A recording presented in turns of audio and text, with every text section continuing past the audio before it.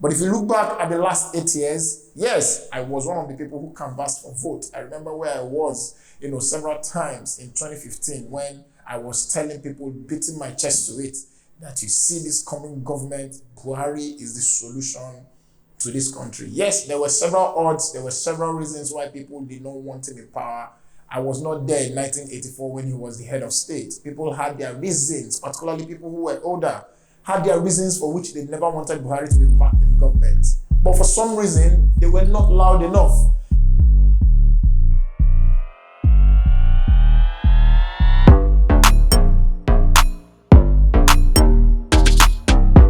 On today's episode, we're talking politics yet again. You know how it is. Our goal here is to come forward, bringing you the updates in our nation as it concerns us regarding the political atmosphere, the political system of our nation, Nigeria. This is not the time to be neutral regarding who the next leader of either your local government, your House of Assembly members, your senators, or even your governors and presidents will be come 2023. This time, it is one of the times that we have to take very critically as a nation. Remember, like I usually say, that if you are 22 now, by the time the next government is done, you will be 30. If that doesn't bother you yet, it should begin to at least point you to where you think your future will be. When some of us remember how old we were when the incumbent government came into power, some people still regret that they actually canvassed for votes for the Buhari administration. But yeah, it is what it is. You can only look back in hindsight to see the mistakes you've made and hope that you are not going to make that mistake in the future. Trust me, guys, the government of the day determines a whole lot in the lives of every single human being in a country. And if you do not know that actively by now, then you must have still been sleeping. But this is not the time to be sleeping. Remember, my role here is not to come and tell you who to vote in the coming elections. My role is to bring information to light, bring information to you to help you make informed decisions.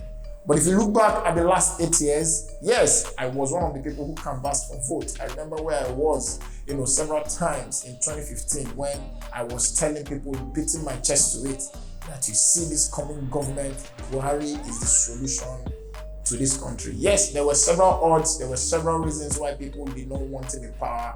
I was not there in 1984 when he was the head of state. People had their reasons, particularly people who were older, had their reasons for which they never wanted Buhari to be back in government. But for some reason, they were not loud enough, right?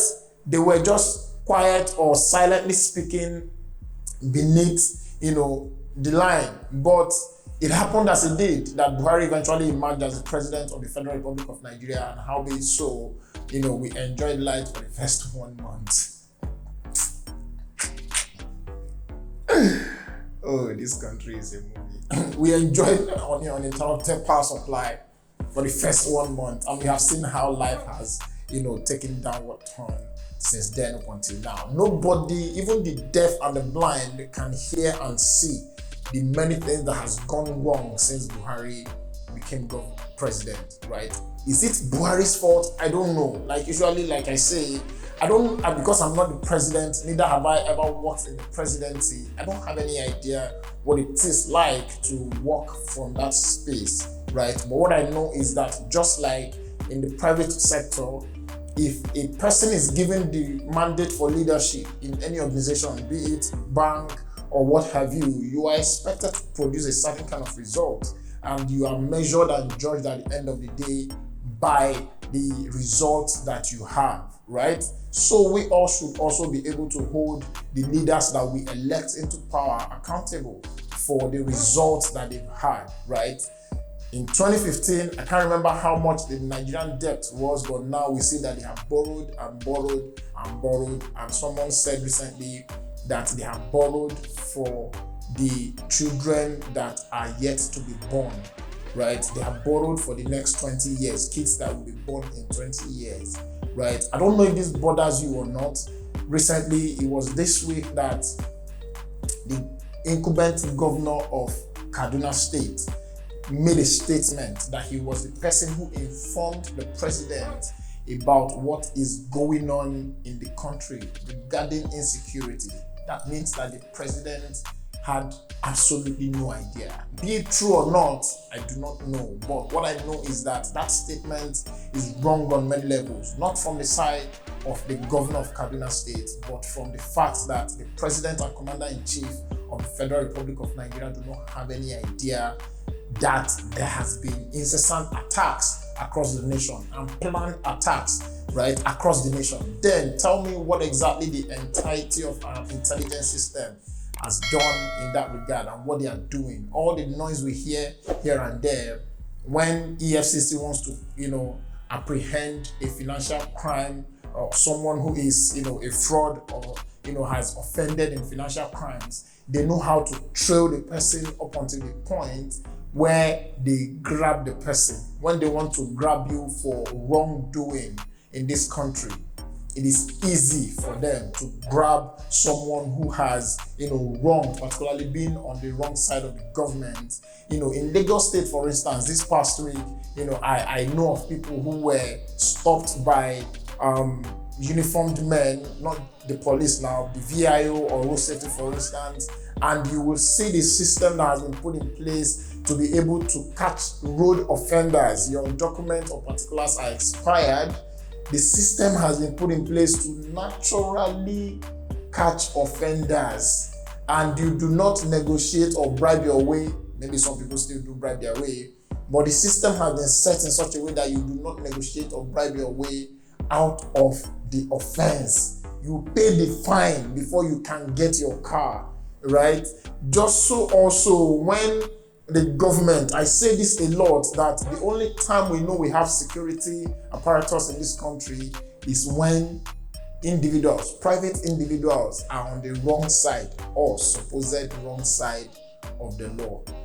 When there is an armed robbery attack in a locality, regardless of the number of people who calls the police will never show up until the robbery attack is done. Then police will show up, right? They only show up after the event has occurred. There is an attack in a church somewhere in Ondo State, and regardless of the number of people who are called, the police never show up. There is an attack on the train, Kaduna Abuja train. The police never show up until the deed has been done completely. Then you will see the security men will show up in their numbers and begin to ask questions that I feel like they already have answers to. Nigeria is set up to be against itself, but this is what the government of the day has exposed us to. But again, we are here to prepare for the next election come 2023, and a whole lot will go on under the waters, right? These are the kind of questions we need to be asking ourselves. These are the kind of questions we need to be asking the people who eventually come out to run for these political offices, not just for presidency, because like I used to say, that the president is just one man out of 409 people who will represent the nation. The National Assembly has over 300 people in that office, right? And these are the people who, if majority of the people in that place decide on a direction, that is how the nation will turn. If the majority of the people say, okay, we are going right, everybody goes right, because those are the people you have elected to represent you from your own locality. So you live in Mushi, for instance, you live in Mushi 1 or in Mushi 2, you should be concerned about who you are voting in for the House of Rep and Senate in your local government. Not just for who you are voting as president, because you can have one man, I wanted to say something now, but I'll hold it for later. You can have one man as the president, right? If the entirety of the House are against him, he will just have another 8 years wasted.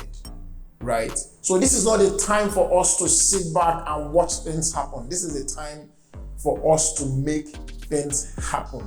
2023 is a vital moment in our history as a nation, and you all need to rise up to play your part. Play your part. Play your part in the outcome of the 2023 general election.